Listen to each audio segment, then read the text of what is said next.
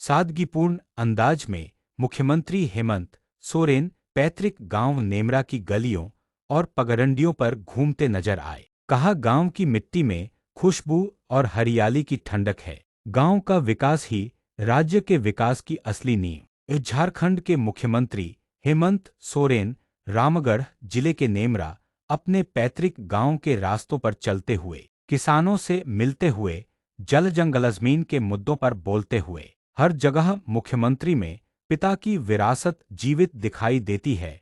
यह रिश्ता केवल खून का नहीं, बल्कि विचारों, सिद्धांतों और सेवा के संकल्प का है। झारखंड की धरती अपनी प्राकृतिक सुंदरता, घने जंगलों, कलकल बहती नदियों और हरे भरे खेतों के लिए जानी जाती है। मुख्यमंत्री हेमंत सोरेन को प्रकृति से गहरा लगाव है।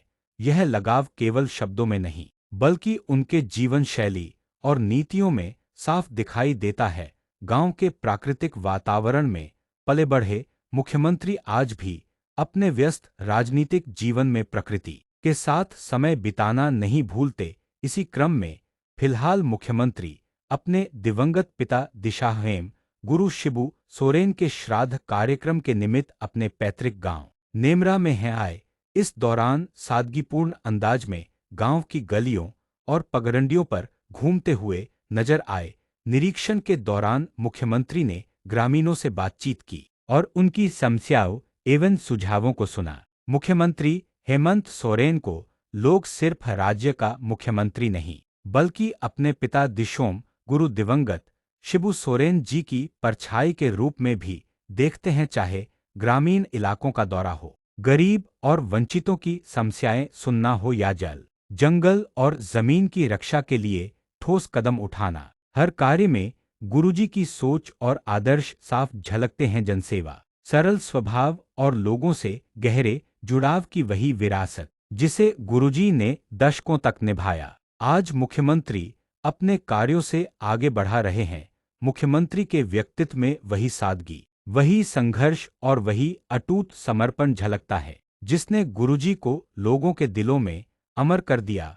मुख्यमंत्री ने कहा कि उनके जीवन का हर कदम पिता की सीख और आशीर्वाद से प्रेरित है।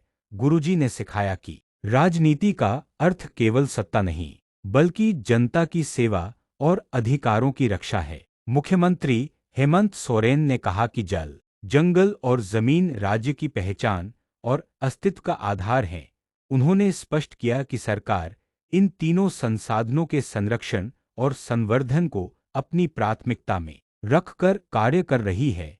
यह केवल प्राकृतिक संसाधनों की रक्षा का विषय नहीं है, बल्कि आने वाली पीढ़ियों के लिए एक सुरक्षित और समृद्ध झारखंड बनाने का संकल्प है।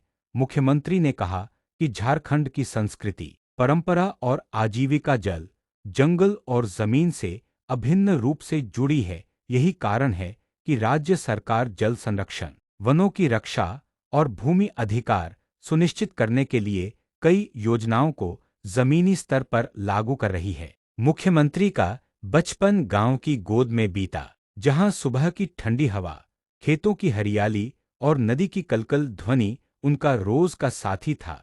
इसी वातावरण में पला बढ़ा मन आज भी प्रकृति की गोद में सुकून पाता है। मुख्यमंत्री का सपना है कि झारखंड आने वाली पीढ़ियों के लिए भी उतना ही हरा भरा, स्वच्छ और जीवनदायी बना रहे जितना यह आज है। वे मानते हैं कि विकास तभी सार्थक है जब वह पर्यावरण और स्थानीय संस्कृति के साथ तालमेल बिठाए।